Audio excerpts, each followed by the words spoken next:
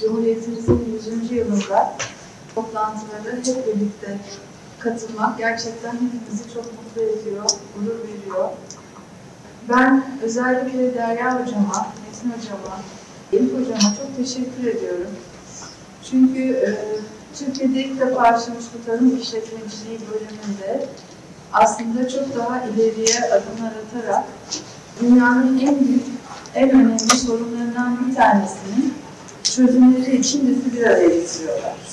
Panelimizde 100 yılımızın yükselen değeri, tarımı ve gıdayı ele aldık. Ayrıca medyada tarım ve gıda tartışmalarını konuştuk. Dünya Gıda Günü'nü ve Cumhuriyetimizin 100. yılını hep birlikte kutladığımız bu panelin çok keyifli ve verimli geçtiğine inanıyoruz. Tarım gıda sistemlerinin maruz kaldığı tehditlerden bahsedeceğim. Buna ek olarak Birleşmiş Milletler Gıda ve Tarım Örgütü'nün yayınlamış olduğu önemli raporların ışığında dünyadaki açlık ve gıda güvensizliği konusundaki son eğilimlerden, son bulgulardan bahsedeceğim.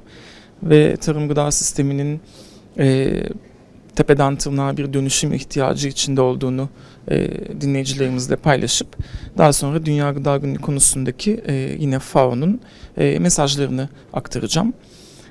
Panelin ilk bölümüne bu şekilde katkı sağlayacağım.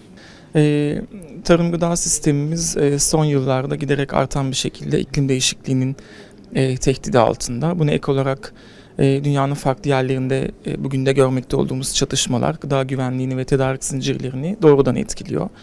Ekonomik şoklar, Covid-19 pandemisinden sonra yaşadığımız toparlanmanın bölgesel eşitsizlikler yaratarak gerçekleşmesi de tarım gıda sistemlerini etkiliyor. Aynı zamanda yine iklim değişikliğiyle bağlantılı olarak aşırı hava olayları ya da iklim aşırılıkları dediğimiz olgu da tarım gıda sistemlerini tehdit ediyor. Son olarak hızlı nüfus artışı ve dengesiz kentleşme de tarım ve gıda sahalarını tehdit etmekte. Öncelikle tarım gıda sistemlerinin bir dönüşüme ihtiyacı var ve bu dönüşüm sadece hükümetlerin, bireylerin ya da uluslararası kuruluşların tek başlarına yapabilecekleri bir şey değil. Bundan hareketle alınabilecek en büyük önlem birincisi işbirliği olmalı. İkincisi hükümetlerin tarım ve gıda alanındaki yatırımlarını artırmaları ve daha çok kırılgan nüfuslara, kırılgan gruplara odaklanmaları lazım. Bunlar kimdir? Kırsal kesimde yaşayan kadınlar, çocuklar, zorla yerinden edilen insanlar, dünyanın her tarafındaki mülteciler. Bu gruplar tarım gıda sisteminin içindeki kırılgan gruplar. Bu gruplara yönelik yatırımların artırılması gerekir. Şimdi tarım Türkiye için çok önemli bir konu. Hatta dünya için çok önemli bir konu. Küresel ısınmanın yaşandığı bu günlerde, iklim krizinin yaşandığı bu günlerde ve üstüne üstlük pandemiyi geçirdiğimiz bir dünyada tarımın ne kadar önemli olduğunu ve gıdaya ulaşmanın ne kadar önemli olduğunu aslında gördük. Ama işte arkadaki resimlerde de görüyorsunuz ki Ulu Önderimiz Mustafa Kemal Atatürk bunu daha 100 yıl önce farkına varıp ilk yüzyılda Türkiye'nin o yeni kurulan cumhuriyetin ayaklanması için büyümeyi yaşayabilmemiz ve yani %10'luk büyümelere ulaştığımız o cumhuriyet döneminin ilk yıllarında ülkeyi kalkındırmanın tarımla olabileceğinin farkına varıp buna yönelik yatırımlar yapmış. Arkadaşlarımıza onlardan bahsedeceğim ve tekrar 2. yüzyıla başladığımız bu günlerde önümüzdeki 29 Ekim sonrasındaki 2. yüzyılda gene Türkiye'nin kalkınmasının ve büyümesinin ancak tarımla olabileceğini, tarıma dayalı sanayiyle olacağını bir kere daha altını çizmeye çalışacağım. Bugünkü panelin ikinci oturumunda da tarım, gıda ve medya ilişkisini konuşacağız. Bu neden önemli?